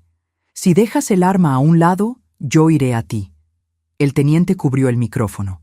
Señora Nogueira, eso es extremadamente peligroso. No podemos permitir... Levanté la mano para silenciarlo. En ese momento era una cuestión entre abuela y nieto, una cuestión de familia. Sin trucos, Lucas, sin más mentiras. Solo nosotros dos, conversando honestamente por primera vez en años. Después de lo que pareció una eternidad, Lucas respondió: «Ok, voy a dejar el arma sobre la mesa de la sala. Estaré esperando en el balcón, solo. Amanda se quedará dentro de la casa. Voy para allá, prometí, colgando el teléfono. El caos fue instantáneo. Eduardo, el doctor Méndez y el teniente comenzaron a protestar simultáneamente. «Es un suicidio», exclamó Eduardo. «Puede estar mintiendo sobre el arma», alertó el doctor. Méndez. «Absolutamente fuera de cuestión», declaró el teniente. «No pondremos a un civil en riesgo». Encaré a los tres con una determinación que no sentía hacía años. «Señores, agradezco la preocupación, pero esta es mi familia, mi responsabilidad. Si existe una posibilidad de resolver esto sin violencia, necesito intentarlo». «Doña Isabel», argumentó el teniente. «Él planeó matarla. Esto no es un desacuerdo familiar común. Estoy consciente de eso. Pero también sé que hay más en esta historia que simplemente maldad. Hay dolor, hay trauma generacional, hay cosas que necesitan ser dichas antes de que sea demasiado tarde». Después de más argumentos, llegamos a un compromiso. Yo iría a la casa, pero usaría un chaleco antibalas disfrazado bajo mi ropa. Policías quedarían posicionados estratégicamente, listos para intervenir a la menor señal de peligro. Y yo usaría un micrófono oculto para que pudieran escuchar la conversación. Cuando los preparativos terminaron, Eduardo sostuvo mis manos. «Por favor, tenga cuidado, no se deje manipular de nuevo». Asentí, conmovida por su preocupación genuina. «Seré cautelosa, lo prometo, pero necesito darle esta última oportunidad.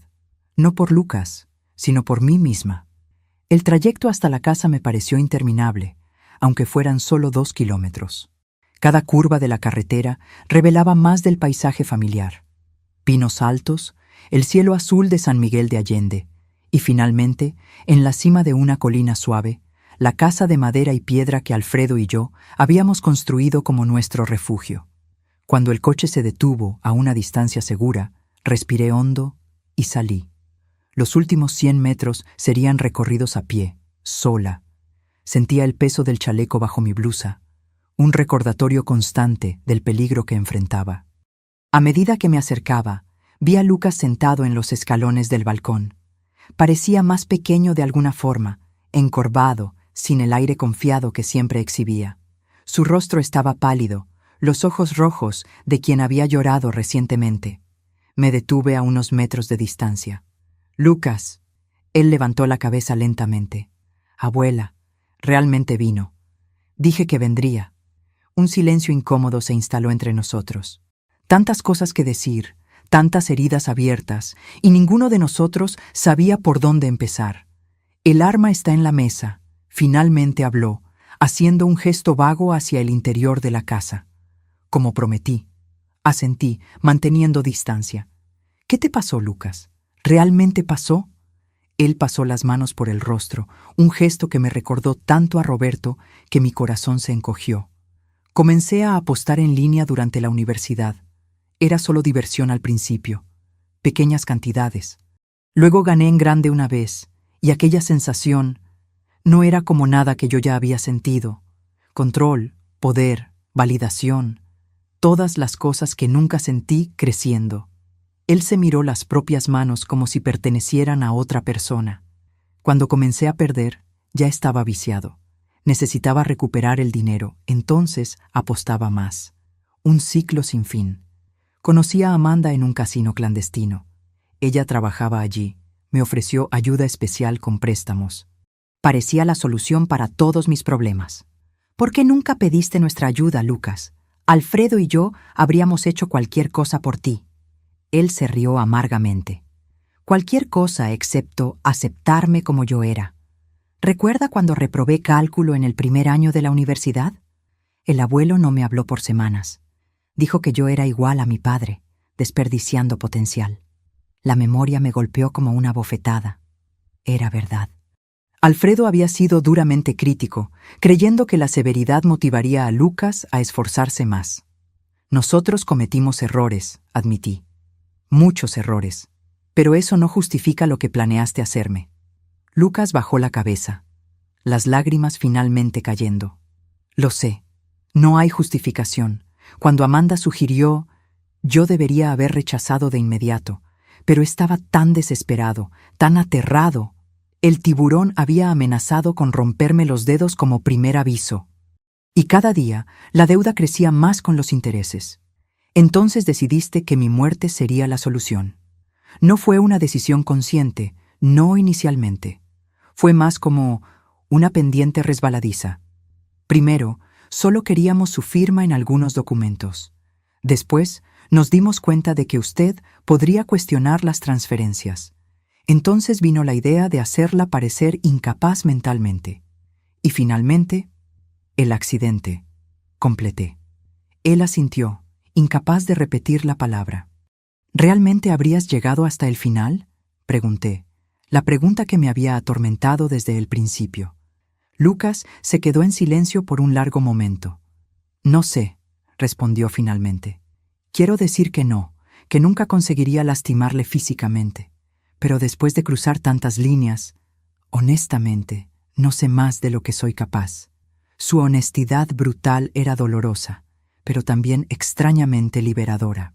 Por primera vez en años, estábamos realmente conversando, sin manipulaciones o agendas ocultas. ¿Y ahora?, pregunté. ¿Qué pretendes hacer? ¿Qué opciones tengo? La prisión es inevitable y el tiburón eventualmente me encontrará, dentro o fuera de ella. Existe protección para testigos, sugerí. Si cooperas, denuncias al tiburón y a otros involucrados en el esquema de prestamismo. Lucas negó con la cabeza.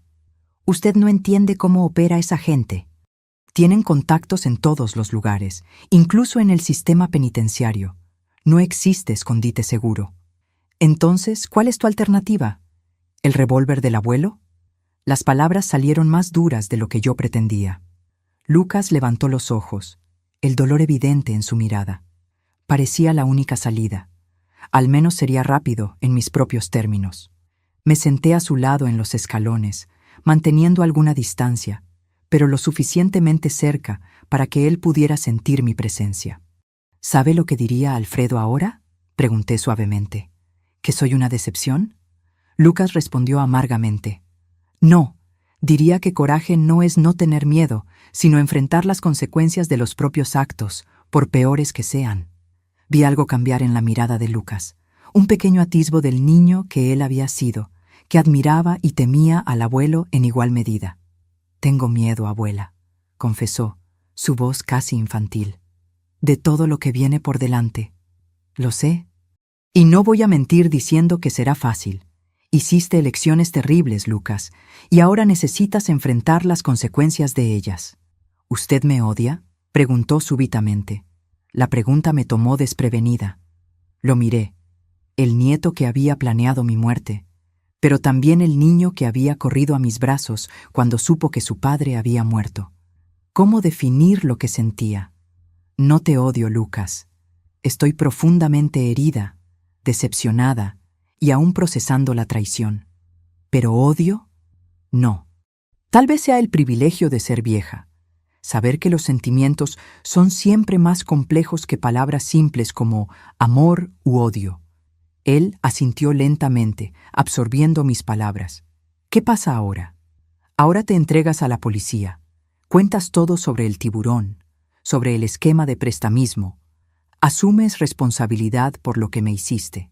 Y entonces, un día a la vez, intentas reconstruir algún sentido para tu vida. ¿Y usted? ¿Qué va a hacer? Miré a la casa que guardaba tantas memorias, algunas de ellas ahora manchadas para siempre, otras aún preciosas a pesar de todo.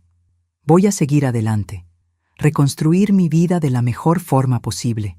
Quién sabe, empezar una fundación para ayudar a personas mayores víctimas de abuso financiero, o apoyar programas de tratamiento para adictos al juego, transformar este dolor en algo que pueda ayudar a otros. Un silencio se estableció entre nosotros, no totalmente cómodo, pero tampoco hostil. Era el silencio de dos personas enfrentando una verdad difícil sobre su relación y el futuro. Finalmente, Lucas se levantó. «Estoy listo», dijo simplemente. Le hice una señal al teniente, que esperaba a una distancia discreta. Él avanzó con 2 policías más, las armas bajadas pero visibles. «Lucas Nogueira», el teniente habló formalmente. Usted está detenido por las acusaciones de intento de homicidio, administración de sustancias nocivas, falsificación de documentos y estafa. Mientras lo esposaban, Lucas me miró una última vez. No había manipulación en sus ojos ahora, solo una resignación cansada y tal vez, pensé esperanzadamente, el primer atisbo de arrepentimiento genuino. «Lo siento, abuela», dijo simplemente. «Por todo». No respondí de inmediato. Algunas heridas eran demasiado profundas para ser curadas con simples palabras, pero asentí, reconociendo su pedido, incluso sin poder ofrecer todavía el perdón completo que él buscaba. Mientras lo llevaban a la patrulla, Amanda fue escoltada fuera de la casa por otras policías. Ella ni siquiera miró en mi dirección, manteniendo la cabeza baja, el rostro escondido por el cabello. Eduardo se acercó, poniendo un brazo gentil alrededor de mis hombros. «¿Está bien?» «No», respondí honestamente. «Pero voy a estarlo». Miré la casa de Campos una última vez antes de darme la vuelta. Ella representaba el pasado, con sus alegrías y tristezas, verdades y mentiras. Ahora era hora de mirar hacia el futuro, por más incierto que pareciera. En los meses que siguieron, muchas cosas cambiaron. Lucas y Amanda fueron juzgados y condenados. Él a 12 años de prisión, ella a 8, por ser cómplices en el intento de homicidio y en los fraudes. Las evidencias eran abrumadoras, y la confesión de Lucas, aunque tardía, ayudó a aclarar el caso. Más sorprendente fue la operación policial desencadenada por la información que Lucas proporcionó sobre el tiburón. La investigación reveló una red de prestamismo que se extendía por 3 estados, con ramificaciones en casas de apuestas clandestinas y lavado de dinero. El tiburón fue arrestado junto con decenas de asociados, desmantelando una de las mayores organizaciones criminales del país. En cuanto a mí, mantuve mi promesa. Con parte del dinero de la cuenta suiza, creé la Fundación Alfredo Nogueira, dedicada a la protección de personas mayores contra abusos financieros y a la concientización sobre la adicción al juego. Irónicamente, la tragedia personal, que casi me cuesta la vida, ahora servía para salvar a otras. Eduardo se convirtió no solo en un amigo cercano, sino en un aliado invaluable en la administración de la fundación. Su experiencia financiera y su compromiso con la ética lo hacían el socio perfecto para esta nueva jornada. Visité a Lucas en la prisión 3 meses después de su condena. Fue una conversación difícil, cargada de emociones contradictorias. Él parecía diferente, más delgado, más callado, los ojos sin el brillo manipulador que yo había aprendido a reconocer. «Estoy en terapia», me dijo, descubriendo cosas sobre mí mismo que nunca quise enfrentar. No prometí visitarlo regularmente, ni ofrecí un perdón fácil que no sentía verdaderamente. En cambio, ofrecí algo más valioso: honestidad. No sé si algún día nuestra relación será lo que fue, Lucas. Algunas traiciones son demasiado profundas, pero no cerré completamente la puerta.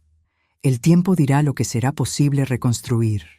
A veces, cuando despierto en mi nueva casa en Ciudad de México, más pequeña pero más acogedora, todavía siento un momento de pánico, recordando aquel mensaje en la playa que lo cambió todo. Pero entonces respiro hondo y recuerdo que aquel mensaje, por más doloroso que haya sido, también me salvó. A mis 67 años, descubrí que familia no es solo sangre y ADN. Es confianza, respeto y elecciones diarias de amar y proteger. La familia que tengo ahora, los amigos de la Fundación, Eduardo, incluso algunos de los ancianos que ayudamos, fue elegida y construida conscientemente, no simplemente heredada. En cuanto a la casa en Campos, decidí no venderla ni abandonarla. En cambio, la transformé en un centro de retiro para personas mayores víctimas de abusos, un lugar donde pueden recuperarse y reconstruir sus vidas. Las memorias felices que compartí allí con Alfredo, y sí, incluso con Lucas niño, no fueron borradas. Ahora solo coexisten con el dolor, como sucede con todas las historias de familias reales. En el balcón de aquella casa, donde tuve la conversación final con Lucas antes de su arresto, instalé un banco con una placa simple: para nuevas historias y segundas oportunidades. Es allí donde me siento en las tardes de verano, observando a personas mayores caminando por el jardín, encontrando fuerza en su vulnerabilidad compartida. Y cuando el sol comienza a ponerse sobre las montañas, pienso en cómo la vida puede cambiar completamente en un único momento, con un mensaje inesperado de un extraño en una playa soleada. Ahora, si te gustó esta historia, haz clic en este próximo video que está apareciendo en la pantalla porque en él hay una historia de traición y revuelta como nunca has visto antes.